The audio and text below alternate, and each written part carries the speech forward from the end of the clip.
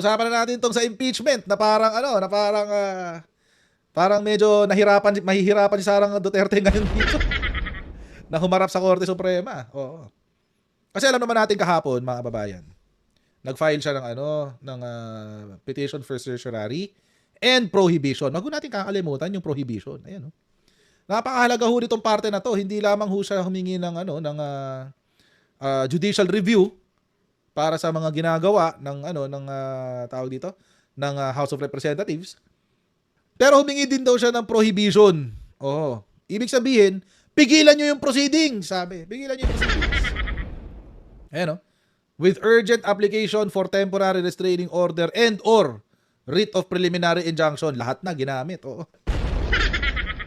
Lahat na. Prohibition, TRO, tsaka writ of preliminary injunction. Lahat yan pagpigil sa proceeding eh.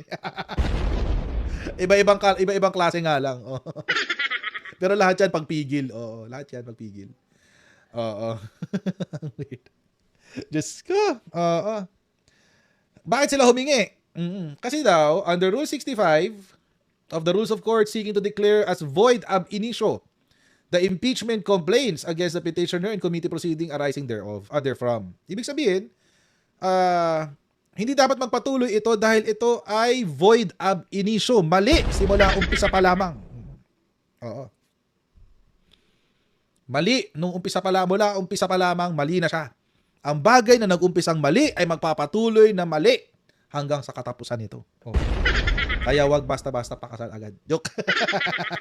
Joke na. Anyway, ayan. Void ab initio daw. At ito, hinihingi nila nga, kaya sila humihingi ng TRO or writ of preliminary injunction. Pigilan ng proceedings. Wag ituloy. Itigil ang kasal. Ganun ang drama. Ngayon, mga kababayan, kanina, may good news. May news. Naglabas ng utos ang Korte Suprema na ang House of Representatives daw ay dapat magsumite ng kanilang paliwanag sa Duterte impeachment. Pero buti ngayon, mga kababayan, siguro kinakabahan na rin ng Supreme Court dahil they're taking the heat from protecting Sara Duterte. Walang TRO na in-issue. Ay! Walang TRO. Oo. Walang TRO sa order, guys.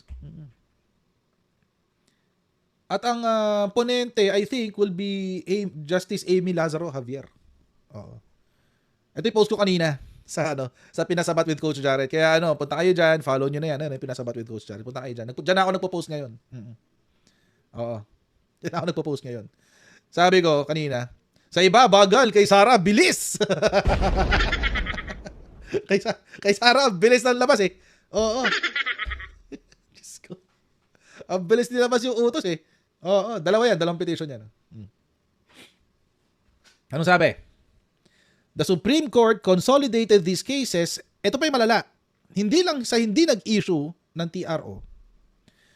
Hindi pa binigyan ng due course. Ayan, without necessarily giving due course to the petitions. Ibig sabihin, mga kababayan, hindi pa tayo nag-uumpisa ng hearing, ha? Hindi pa namin tinatanggap to. Yun ang ibig sabihin yan. Without necessarily giving due course. Hindi pa namin tinatanggap itong kaso na ito. Baka i-reject namin to pag walang basis. Yun. Oo. Oo. So, without necessarily giving due course to the petitions, directed respondents to comment with a non-extendable period of 10 days from receipt of notice. O, 10 days daw. Ibig sabihin, mga kababayan, tuloy yung sa April 14. Sure ball na siya. Kasi ang 10 days will be business days yan eh. Hindi kasama weekends yan eh. So, 10 days beginning today. So, pasok ang 14 doon.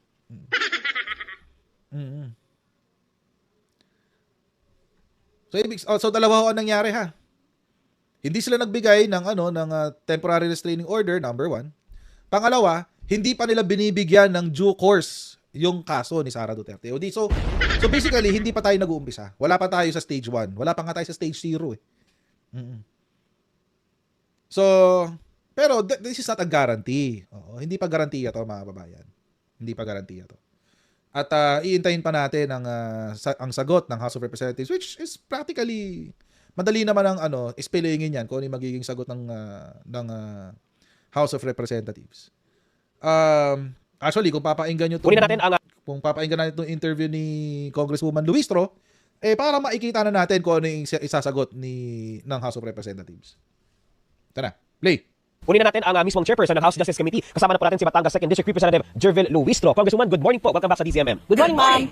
Good morning, Christian and Doris, and thank you for having me dito sa Gising, Pilipinas. Maraming salamat po, Congresswoman. Mahingan lang po namin ang panig po ninyo dito sa i-final mismong si VP Sara na po ang nag-file sa Korte Suprema. Hindi na po kanyang mga kaalyado o kanyang mga taga-suporta. Siya na po mismo ang nag-file para questionin yung ating ginagawang impeachment hearing dyan sa Kamara. Ano po ang inyong reaction doon, ma'am? Well, this is not a surprise for us. Ito anticipated talaga natin. Ang sabi ko nga, at every stage or any stage of the proceeding, there's always the possibility of the petitioner questioning the proceeding of the Justice Committee or the House of Representatives. So for us in the Justice Committee, notwithstanding that petition, so long as wala namang temporary restraining order, we will proceed to our proceeding on April 14, 22, and 29, hanggat walang temporary restraining order. And we maintain the position na lahat ng ginawa ng House of Representatives are constitutional and we are following the letters of the rules, the Constitution, and even the decisions of the Supreme Court. Opo. Isa po doon sa ipinunto ni VP Sara sa kanyang petition for certiorari ay lumabag daw po sa 1-year ban rule ang ipinail ng mga impeachment. Hindi po ba't sila nga mismo ang nagpa-clarify na noon sa Supreme Court at clarify naman ng Supreme Court. Kaya po, Congresswoman, marami na po naguguluhan. Ano po ba talaga nangyayari? Dahil sabi, paliwanag nyo nga, pinaliwanag naman. Tapos ngayon na umaandar, eto na naman, stop muna kayo. Ano po, anong klaseng delaying tactic po ba ito, ma'am? Well, for me, lahat ng nire-raise nila are already technicalities, no? At siguro, alalahanin natin, Doris, the importance of this impeachment process. Mas bigyan natin ng prioridad yung substantial right ng ating mga sambayanang Pilipino to avail of this accountability mechanism. Pag sinabi po natin accountability, ibig sabihin lahat ng tao sa gobyerno, kapag nagkaroon ng allegations ng pagkakamali, dapat may pananagutan, dapat magpapaliwanag. And this impeachment process is exclusive for impeachable officials only, no? Kaya yung sinasabi po nilang violation of 1-year ban rule, sinunod po natin ang decision ng Supreme Court. So I don't see anything wrong about the issue of violation of 1-year ban rule sapagkat very much compliant po ang naging proceedings natin with respect to the 4 impeachment complaints. So how the House referred it to the Justice Committee and how the Justice Committee addressed these 4 impeachment complaints initially. At isa pa po sa Actually, mga kababayan, isa nga doon sa mga nire-raise nila. Yun, di ba yung apat yun, 4 na impeachment complaint. Ang sinasabi dito sa kaso ni Sara Duterte, so 4, di ba? So 4 siya, ganyan. Yung unang dalawa, wait, pangit pala yan. Yung unang dalawa, nag-withdraw, di ba? So natitira na lang yung dalawa. Sabalia and Nakalimutan ko isa, parang Caballero yata. Sabalia tsaka Caballero. So, dalawa na lang yung natitira, di ba? Ngayon, alam nating lahat na kaya nag-withdraw itong dalawang ito. Kaya sila nag-withdraw. Kasi, the House of Representatives played safe. Oo. Pero, itong 4 na ito, was referred to the Committee on Justice ng sabay-sabay on the same date. Cabrera daw. So yung 4 na yan was referred to the House Committee on Justice on the same date. Pero after referral, yung dalawa na nauna, yung Makabayan Black tsaka yung kay Kiko D, yung kay Kiko D was withdrawn. So hindi na nagtuloy si Kiko D. Tapos etong kay yung isa, yung sa Makabayan Black, it was hindi withheld eh. I forget the exact term that they used. Pero parang ano siya eh. Sinet aside. Ayan, sinet aside. Sa Makabayan Black. Sinet aside siya kasi yung naunang dalawa na yon, yung kay D tsaka Makabayan Black, it was filed before February 6. So, nag-iingat ang Committee on Justice na baka mamaya ma-technical sila. And si Kiko D was smart enough to realize na okay, sige, baka nga magganon, I withdraw. Si Makabayan Black, pinaglalaban pa rin, pero bahala sila, that's their own battle. But it was set aside. So, dalawa lang talaga yung nagtuloy. Kaya ngayon halimbawa natin kahapon, kung sa isang karera, sabay-sabay kayong nag-start. 4 kayo, sabay-sabay kayong nag-start. Natumakbo. Pagtakbo nyo, yung dalawa na-injure, tumigil, nag-withdraw sila, umalis na sila. Ibig sabihin ba, yung takbo ng dalawa, kailangan ng pigilan? Hindi. Sabay-sabay kayong tumakbo eh. Official naman yung start. Diba? Ang argumento kasi ni Sara, dahil daw nauna yung filing nung Makabayan Black at saka nung kay Kiko D, yung current na dinidinig, yung Sabalia at saka yung Cabrera, void na by the 1-year bar. Wait lang, hindi. Mali ho yun. Oo, humahanap na naman ng loophole. Ginagalaw na naman ng Duterte camp ang established doctrine, legal doctrine pagdating sa initiation of impeachment complaints. Established na yan in the Francisco ruling. The Francisco ruling said that impeachment complaints are initiated when they are referred to the appropriate committee, which is the Committee on Justice. So ang gusto ngayon ito ni Inday Sara Duterte, ni Chaki, instead na yung initiation is doon sa pag-forward sa Committee on Justice, ang gusto niya, iusod pa natin sa filing na mismo, doon ang initiation. Ay, sira ulo. Sira ulo. Di ba? Ang reasoning po ng Francisco decision kung bakit sa Committee on Justice para hindi magkaroon ng senaryo na first come first serve ang impeachment. At hindi magkaroon ng senaryo na merong magfa-file ng mga peking impeachment para lang hindi na ma-impeach o impeachable officer. Ganun. So obviously, kung yun pa lang ang titignan mo, olas na. Pero mga kababayan, kapag nag-decide ang Supreme Court otherwise, may problema na talaga ang Supreme Court, guys. No joke na yun. May problema na talaga ang Supreme Court. Kapag nag-decide sila ng ganun. Tuloy natin to. Punto din ni VP Sara, ginawa niyang issue yung pagtawag po natin ng mini trial dito sa Asian proceedings na parang panglimasok po sa Senado naman dapat ang gagawa ng mismong trial. Again, that mini trial was used to make a very big distinction between the proceeding, between the Justice Committee and the Senate, no? Parang ano yan? Ito po ang nasa Justice Committee, ang small proceeding. Yun pong malaking proceeding, yun po yung nasa Senado, no? Again, ang importante dito is what we do in the Justice Committee. It's not the name, it's not the label. And as a matter of fact, wala pa nga po tayong nauumpisahan na pagdinig dito sa Justice Committee because the first is scheduled for the hearing of the evidence of the parties, both the complainant and the respondent, will happen on April 14. Wala pa po. It should not be the label, it should not be the name. It should be the action of the Justice Committee that must be considered in judging whether we are encroaching upon the power that is exclusive to the Senate. Kaya bakit nga po, ma'am, hindi na lang diretso, irekta na natin doon sa Senado. Ano ba Because yung- Doris, Opo. merong mandato sa atin ang rules of impeachment to determine the existence of probable cause. Ayun. Yun. Before we transmit this to the plenary and by the plenary to the Senate, no? Ay sabi ko nga in the past interviews, kung walang hearing proper, kung walang clarificatory hearing, if we will not issue subpoena, Doris, ano kaya ang magiging basehan ng justice members in determining the existence of probable cause? Wala. Hindi naman pwedeng manghula lang, di ba? You Walang remember, basis. Meron tayong mga prosesong napagdaanan na. One is form, second is substance, third is ground. Why do we need this hearing proper? Why do we need this clarificatory hearing? Because at the end of this hearing, which is akin to the preliminary investigation, as distinguished from the trial in the Senate, the justice members will vote. Ang pagbobotohan nila ay kung may probable cause ba o wala, because this will be the test on whether we will transmit this to the plenary and whether the plenary will upon its own deliberation will also transmit this to the Senate. Kung wala kaming ganito na pagdinig, kung hindi namin titingnan ng ebidensya, kung hindi namin itetest at i-challenge yung allegations ng complaints, anong magiging basehan in determining probable cause? Oo. And more so, Doris, Oo. you will remember, ito yung hiniling nila doon sa first impeachment during the 19th Congress. Na-declare as a matter of fact na unconstitutional dahil hindi nabigyan ng pagkakataon ang respondent na sumagot. Dahil hindi na-examine ang mga ebidensya. Dahil hindi nabigyan ng pagkakataon ang mga members na aralin ang impeachment complaint. All these things are happening now in the Justice Committee. You remember, binigyan natin ng time to file answer ang Vice Presidente, no? And even when Wait lang guys ha. Kasi kanina kinwestiyon bakit paro kailangan ng hearing? Kasi mga kababayan, and actually nandun din yung sa petition. Bakit daw kailangan pa ng hearing, sabi ng mga abogado ni Sara Duterte.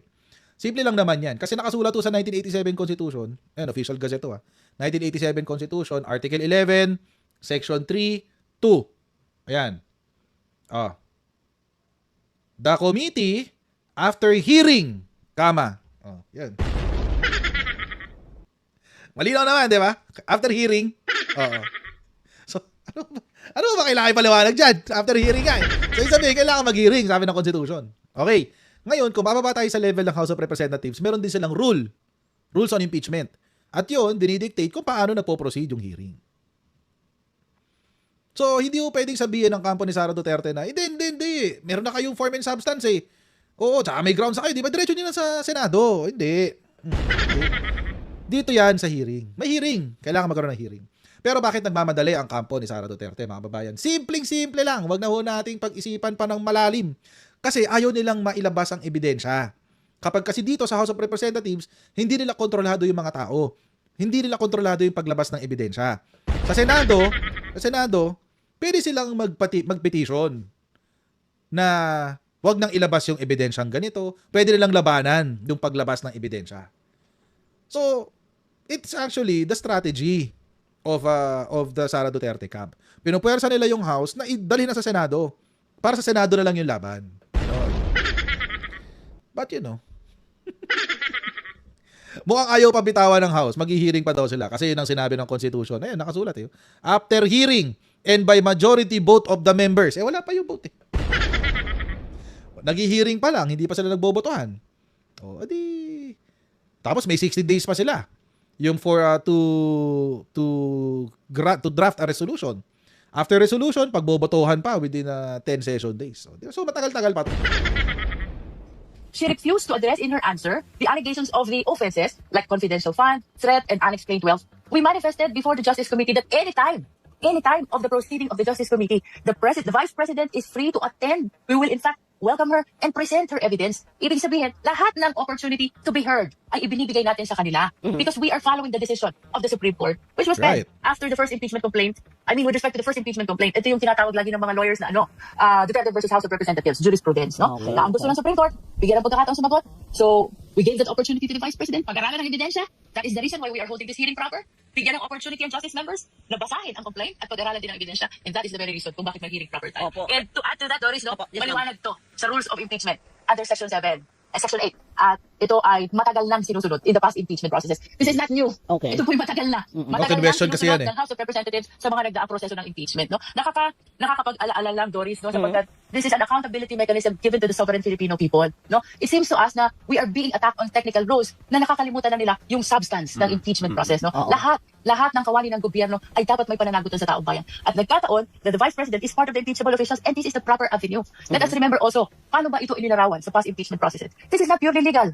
Ang sabi ng Supreme Court decisions, this is legal, constitutional, and Political. political. Na ibinigay ang mandato sa Kongreso. Now, we are tasked to realize this At mandate. walang No? makakabali niyan.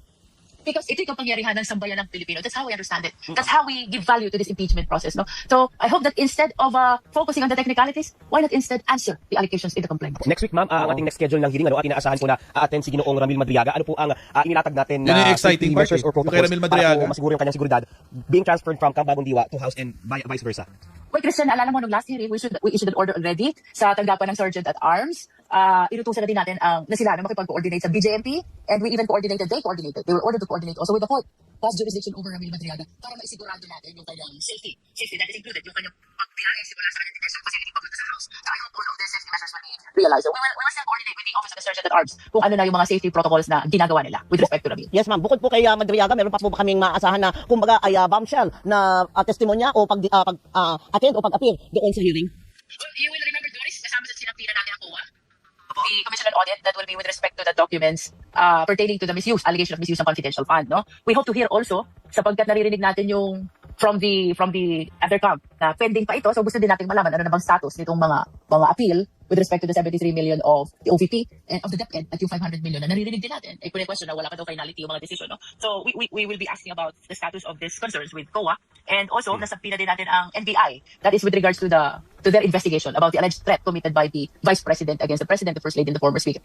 We also subpoena the Ombudsman to bring the SALN of the Vice President, no? And even the head of archives of the Legislative Department of the House of Representatives. That is with respect to the records na prenisenta sa good government during the investigation of confidential fund of both the OVP and the DepEd. You will remember this during the 19th Congress, the one presided by Congressman Joel Chua. And speaking of Ombudsman, Congresswoman, meron ding statement si Ombudsman Rimulya itong nakaraan na hinihingi din niya in return naman yung SALN ng mga congressman in relation naman doon sa ginagawa nilang investigation sa flood control projects. Would you be willing to submit your SALN to the Ombudsman, ma'am?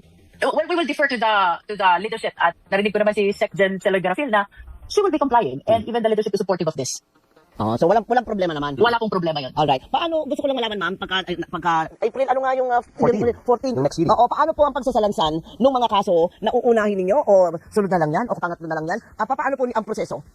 Well, so long, Doris, so long as ready na yung mga witnesses, daladala nila yung mga evidence na ni-require ng Justice Committee, we will be allowing them to present the evidence. And we will be allowing all the members to proceed to Yari raise si Sara clarificatory dito. questions. Labasan na ng To raise ebidensya. clarificatory questions. Meaning it will depend on the evidence which will be presented, kung anong magiging tanong, kung ano pang malabo para sa mga justice members. And then kagaya ng napag-usapan natin, the lawyers of both parties, in fact not only the lawyers of the respondents, even the lawyers of the complainants, may submit the questions, which possibly will not be covered by the clarificatory questions of the justice members, at pwede ko naman yung basahin for the witnesses or the resource persons to answer their questions. So, So pero this is hindi also sila- one way of Opo. providing due process to them. Kasi naririnig mo, kinocomplain nila, hindi daw sila makaka-participate. Yun At nga, ma'am. This is preliminary investigation. Oo. So Ito talagang, pong estadong ito Oo. ng proceeding ng Justice Committee, as we have been comparing it, is tantamount to a preliminary investigation. And we will remember, itong preliminary investigation na ito, ang may active participation talaga ay ang mga piskal. And in this case, the justice members are the prosecutors, no?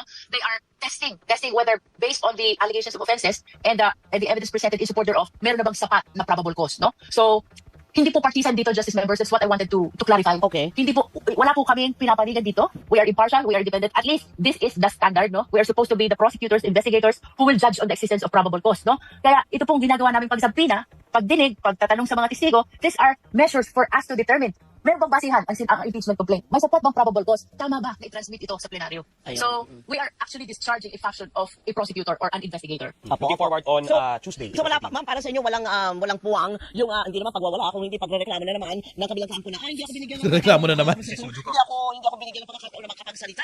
Abogado ko lang, bakit gusto ko magsalita? So hindi po yun. Sumusunod lang kayo doon sa tamang proseso, ma'am.